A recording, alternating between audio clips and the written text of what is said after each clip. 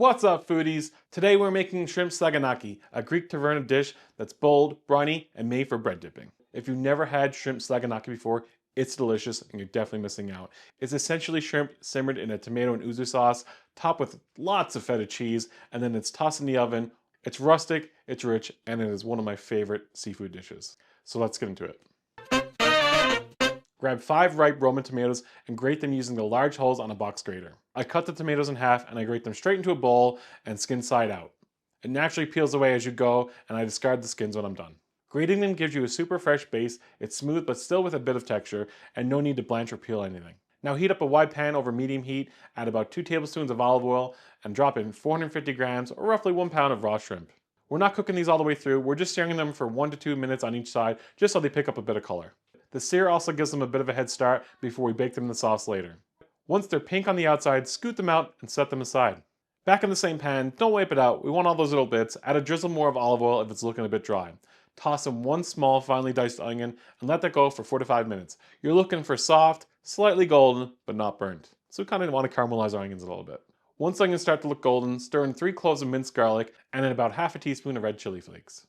If you don't like heat, you can omit these.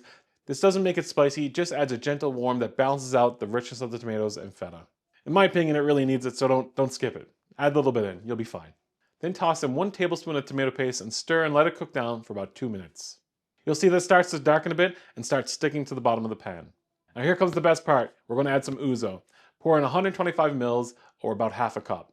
And just a heads up, if you didn't know, ouzo is an alcohol. So if you add it to a hot pan or use an open flame that you're cooking on, like a gas stove, it might flare up on you and it might scare you. So if you haven't done it before, just be a bit careful. And if you got friends over you're cooking this for, it's a little show for them. Now you just want to simmer this for a minute or 2 just to cook off the alcohol, and it leaves a nice subtle anise flavor. Now add in all that grated tomato from earlier and stir in 1 tablespoon of honey. The honey is going to help balance the acidity from the tomatoes and bring a little roundness to the sauce.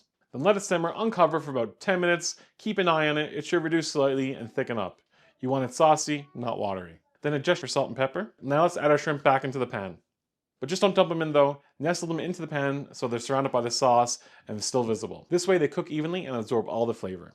Then take some feta and crumble it and scatter it across the top. I like to have a mixture of big chunks and little chunks of feta over the top, just gives different textures. Once you add all your feta, don't stir it in. You want those creamy, briny pockets to just melt slightly in the oven. Slide the whole pan into a 400-degree Fahrenheit oven and bake for 20 to 25 minutes. You can also place this into a barbecue or pizza oven just to get that extra smoky flavor. You're looking for bubbling on the edges, golden spots on the feta, and the most amazing smell. You'll know it's done when your house smells like a Greek taverna. Once it's out of the oven, finish it with some chopped fresh parsley and a light sprinkle of oregano. Plate it up and that's your shrimp Saganaki. And don't forget some crusty warm bread to mop up all that sauce. That's a non-negotiable.